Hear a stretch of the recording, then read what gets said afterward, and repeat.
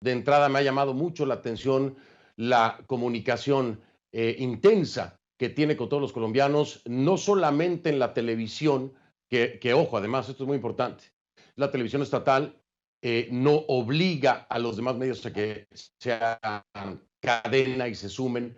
Todos los días el presidente Iván Duque se dirige a los colombianos. Algunos canales se han sumado precisamente a esta transmisión, pero también lo hace por Facebook y lo hace también en vivo. Presidente Duque, ¿de dónde saca el tiempo y cuán importante es esto desde su perspectiva y para los colombianos? ¿Cuál es la comunicación directa que recibe de partidos y cómo está canalizando esto? No es fácil mantener este ritmo en medio de una pandemia. Pues Fernando, sin duda, yo creo que esta es la situación más difícil que nos va a tocar vivir quizás en nuestras vidas. Estamos hablando de una pandemia que golpea al mundo, estamos hablando de una pandemia que ha traído consigo crisis económica, crisis de demanda, crisis de turismo, crisis de empleo. Estamos hablando de verdad de un fenómeno sin precedentes. Y para mí, como presidente de Colombia, es muy importante que en todas las medidas y en todas las decisiones y sobre todo en la evaluación constante de lo que está ocurriendo, tengamos una comunicación directa. Y yo quiero agradecerle también a los medios de comunicación en nuestro país que todos los días a las 6 de la tarde, desde que nosotros decretamos el aislamiento preventivo obligatorio, la cuarentena nacional, nos permiten a las 6 de la tarde no solamente hacer un barrido de cómo está la situación en materia de salud, sino también ir informando de todas las medidas que hemos tomado, no solamente en protección de la vida y de la salud pública, sino también en política social y política económica. Y adicionalmente a eso, lo que estamos tratando de hacer durante los fines de semana es tener espacios de Facebook Live para contestarle en vivo a los ciudadanos sus preguntas.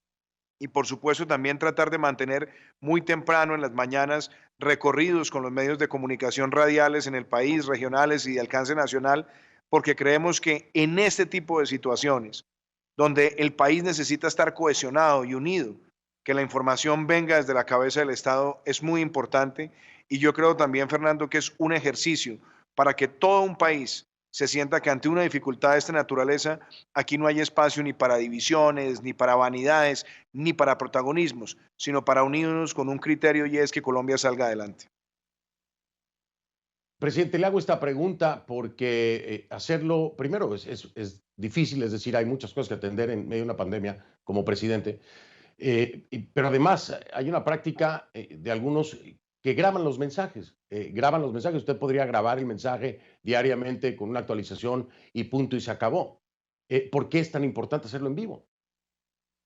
Porque me parece primero, Fernando, y lo hacemos además en este salón donde estoy, que es la sala del Consejo de Ministros que tenemos en la Casa de Nariño, en la casa de todos los colombianos. Aprovechamos este espacio también para que estén los funcionarios, para que estén algunos de los ministros, personas que están acompañándonos en la toma de decisiones. Hemos invitado a médicos, a infectólogos, a epidemiólogos, y contestarle y hablarle al ciudadano, como decimos coloquialmente, con toda frescura, con toda comunicación directa, porque eso nos permite a nosotros tener no solamente la posibilidad de expresarnos sin libretos, sino hacerlo además con información y que se vea además de parte de la ciudadanía el trabajo que se está haciendo para tratar de resolver no solamente las inquietudes, sino los distintos problemas que trae consigo una situación como una pandemia. Creo que eso permite tener una comunicación realmente de corazón a corazón con los ciudadanos, pero además permite que la información salga desde la cabeza del Estado también con las personas que contribuyen a la toma de decisiones. Y creo que eso es un ejercicio que por lo menos a mí en lo personal me ha permitido transmitir cuál compleja es la situación, pero al mismo tiempo darle a la ciudadanía la certeza de que estamos tratando de acertar en nuestras decisiones. Pues, presidente, felicidades por eso. No lo he visto replicado en muchos otros países, acompañado además de expertos, de ministros, en tiempo real y respondiendo a la gente, es muy loable. Ha sido una estrategia también en general que se puede calificar de exitosa. Estamos hablando de 1,780 casos confirmados, 100 personas que se han recuperado. Ha extendido ya la cuarentena hasta el día 27 de abril, este aislamiento preventivo obligatorio. ¿Cuál fue la decisión que lo llevó a tomar la extensión de este aislamiento preventivo obligatorio? Lo primero, Fernando, que me gustaría de pronto también compartir Es que desde finales de diciembre del año pasado, cuando empezaron a presentarse estas situaciones en China, empecé a tener una comunicación muy directa con el Ministerio de Salud. Y desde el mes de enero fuimos analizando lo que estaba pasando en otros países cuando se estaba extendiendo en ese momento una epidemia. Y nosotros decidimos que había que planificar sobre tres fases: una fase de preparación y una fase de prevención, que era la misma prevención y preparación, después una fase de contención que empezaría a partir del momento donde se presentara o se llegase a presentar un caso en Colombia, y una fase de mitigación, que es cuando nosotros ya tuviéramos eventualmente una libre circulación del virus, sobre la base de que estamos hablando de un virus que es altamente contagioso, porque el 80% de los portadores son asintomáticos.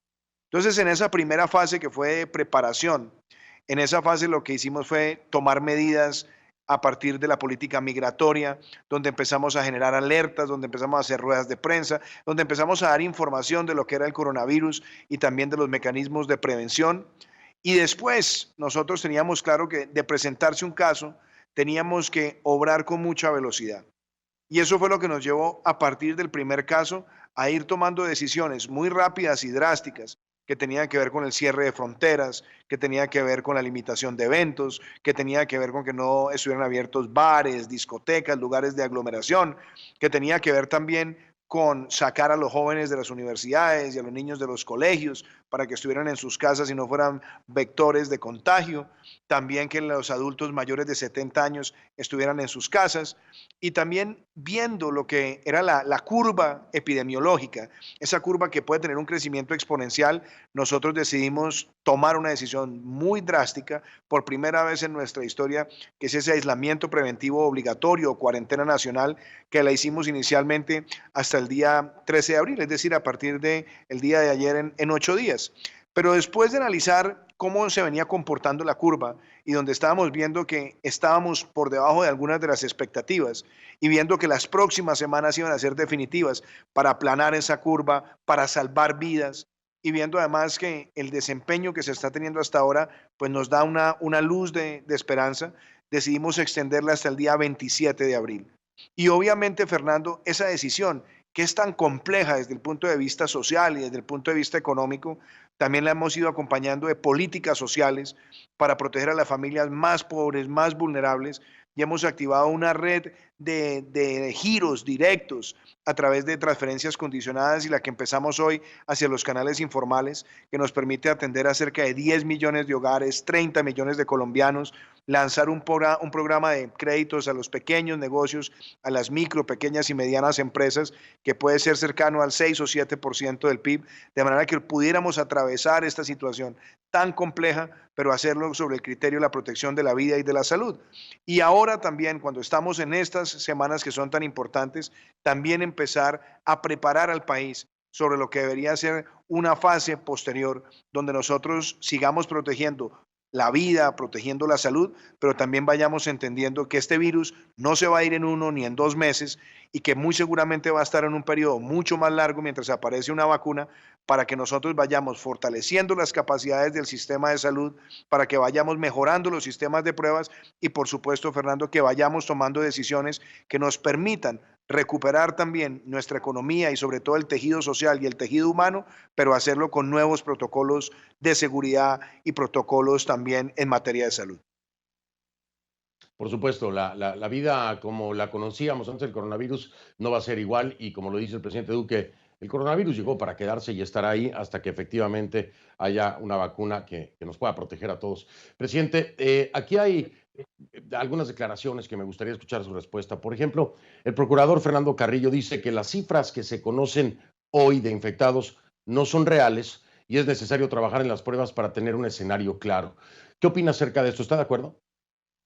A ver, yo creo, Fernando, primero que tenemos que evaluar cuál ha sido el comportamiento del país. Nosotros desde el mes de febrero fuimos el primer país de América Latina en certificar a nuestro equipo de epidemiólogos de campo para poder hacer pruebas en Colombia de detección de casos.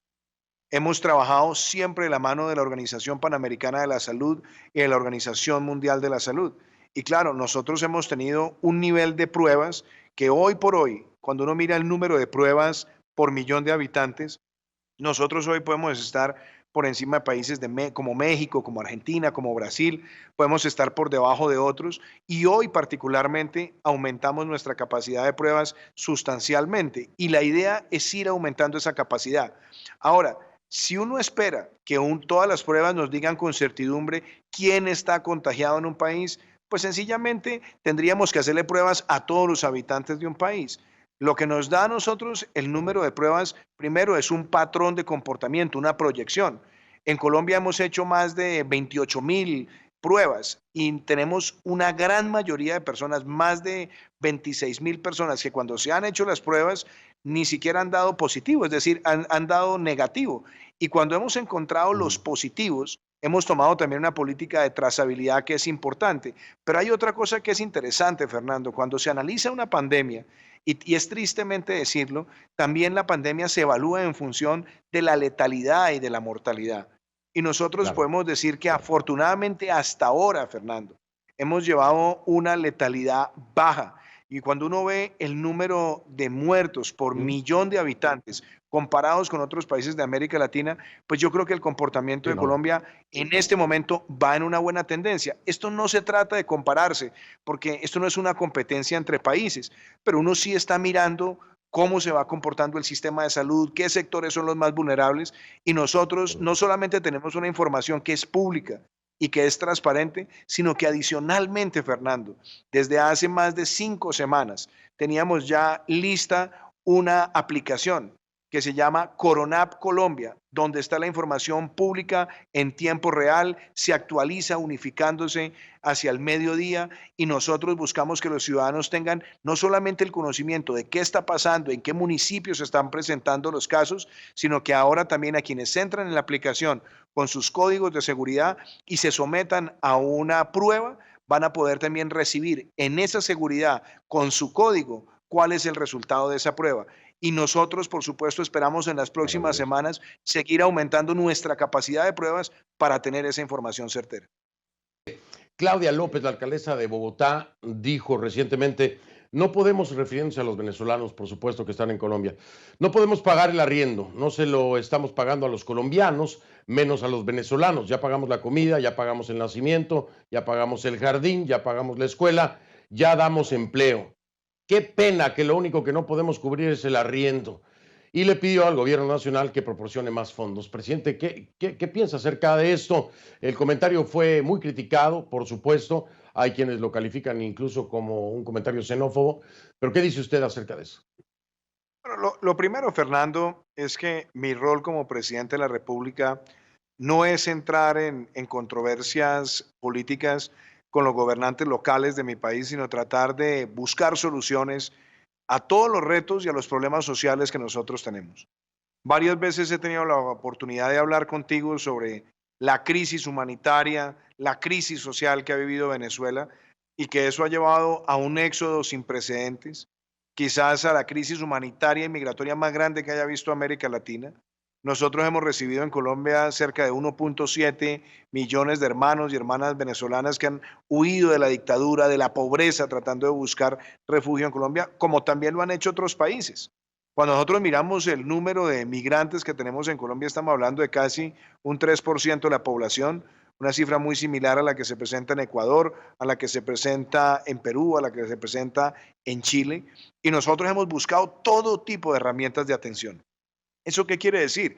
Que hemos buscado financiamiento de salud, financiamiento de educación, hemos dado acompañamiento social, pero obviamente, frente a la crisis migratoria que vivimos nosotros en América Latina por este fenómeno, los recursos de los donantes internacionales han sido realmente escasos comparado con otras crisis. Y eso nos trae a nosotros un reto. Y ahora, claro, de cara a una pandemia donde hemos tomado decisiones que han impactado en pequeños negocios y que ha impactado también en la economía informal, por supuesto hay personas que están en situación de vulnerabilidad. Nosotros con la ministra del Interior, Alicia Arango, estamos buscando que en todo el territorio para sectores vulnerables podamos repartir cerca de 1 millón de mercados aquí nosotros llamamos a los productos básicos de alimentación para que esas familias puedan trasegar esta situación sin hambre. Y también tomamos una decisión. Obviamente sabemos que hay familias que se van a ver afectadas en la situación de los arriendos y por eso dijimos no se permite ningún desalojo durante el tiempo de la emergencia. Nadie le podrá ser aplicada una multa o un cobro de intereses durante la emergencia. Si a alguien se le vence el contrato de arriendo durante la emergencia, se prorrogará inmediatamente hasta el final de la emergencia. Y todas esas medidas, por supuesto, también buscamos que permitan proteger el tejido social.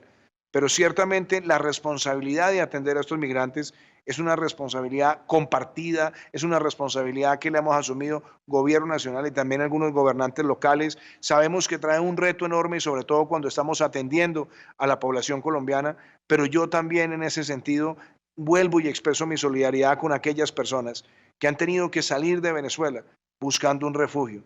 No es fácil atender una población migrante tan grande, pero no dejaremos de ser creativos y de buscar cómo ayudarle en el concurso y en el trabajo coordinado de todas las autoridades en Colombia. Ojalá de verdad que en este caso todos los colombianos reaccionaran igual a lo que acaba de decir el presidente Iván Duque. Sobre todo que se ha estipulado, ya lo ha dicho, ¿no? El que no hay desalojos, el tema de los arriendos se han congelado también al mismo tiempo. Pero, presidente, hay algunos que desgraciadamente han sido desalojados y regresaron del país a donde salieron huyendo. ¿Se puede hacer algo con respecto a esto? Aquellas personas que hayan desalojado venezolanos y que los hayan obligado a regresar, ¿qué se puede hacer? Primero, Fernando, la información que nosotros tenemos de nuestra autoridad migratoria, sí, hay personas que han regresado. Yo diría que más que por los desalojos, hay personas que también pues, han sentido angustia por sus familiares ante la situación del coronavirus en Venezuela. Las personas que han regresado pues, son un número importante, pero dentro del universo de migrantes que tenemos en Colombia sigue siendo un número reducido. Y eso quizás Claro. también, Fernando, pues me lleva a mí a decir de una manera muy clara que lo que nosotros esperamos es que Venezuela pueda en algún momento tener esa recuperación primero de su democracia, de sus libertades y obviamente a partir de ahí empezar una senda de recuperación Claro. económica. Yo realmente creo que esta crisis migratoria que hemos vivido en América Latina, que es sin precedentes, nos lleva a que nos pongamos la mano en el corazón y nos asinceremos frente a la comunidad internacional. No puede ser que en otras crisis migratorias en el mundo, el aporte de los países donantes a esas crisis sea de alrededor de $2.000 por migrante. Y aquí en Colombia y en el resto de América Latina no hayamos llegado siquiera a los $200 por migrante. Es decir, la gran mayoría del Wow. esfuerzo fiscal y del esfuerzo social la hemos hecho nosotros y lo hacemos con un sentido de fraternidad, porque yo también recuerdo cómo durante el siglo XX, por varias décadas, fueron también miles los colombianos que fueron a Venezuela y fueron acogidos también Ujú. con un sentido de hermandad. Y yo también creo, Fernando, que todo este esfuerzo que hemos hecho varios países por atender y entender la situación de los migrantes, cuando se recupere esa senda de libertad y de democracia en Venezuela y se consolide un proceso de recuperación, porque no hay mal que dure 100 años. En ese momento, todos estos lazos que hemos creado van a ser los grandes lazos de la hermandad, no solamente en el sentido humano, sino también en el sentido empresarial, en el sentido comercial, y yo creo que eso tenemos que verlo con una perspectiva también de optimismo hacia adelante. Presidente, me queda poco tiempo, 2 minutos, pero esto es muy importante. A ver si podemos resumirlo. Movimiento con el Foro para el Progreso de América del Sur, PROSUR. Ahí se está planeando trabajar en bloque. Estamos hablando de Bolivia, Paraguay, Ecuador, Uruguay, Perú y obviamente, por supuesto, Colombia. ¿Cuál es el plan? ¿Qué es lo que se está buscando hacer? Bueno, tuvimos una reunión muy interesante ayer. La presidencia pro tempore la tiene el presidente de Chile, nuestro buen amigo, el presidente Piñera. Y básicamente hay tres medidas o tres acciones en las cuales estamos avanzando. Por un lado, en que podamos seguir coordinando medidas y aprendiendo la experiencia de todos nosotros enfrentando la pandemia. En segundo lugar, buscar que ante esta situación que se ve en el mundo, donde todos estamos compitiendo por respiradores, por pruebas, por reactivos, por hisopos, tengamos la posibilidad de crear una estructura de compra centralizada de algunas de esas necesidades en herramientas para atender la situación de la salud. Y la otra muy importante, contamos ayer con la presencia del presidente del BID, Luis Alberto Moreno, para que podamos a través de la banca multilateral y el BID, el Banco Interamericano de Desarrollo, que es el ente por excelencia de financiamiento multilateral para Latinoamérica, que con ellos podamos habilitar más líneas de atención en la emergencia del COVID y aumentar también los desembolsos que nos permitan a los países poder atender no solamente las necesidades en términos de salud, sino también proteger a las familias más vulnerables y algo que es muy importante, Fernando, diseñar desde ya, como lo estamos haciendo en Colombia, esta recuperación económica que por supuesto tendrá que ir por fases y en esas fases tener que asumir no solamente nuevos protocolos en el comportamiento individual y social, sino también los protocolos para que los sectores que son cruciales en la recuperación económica lo puedan hacer al mismo tiempo que se concilia el valor de salvar vidas y de proteger la salud.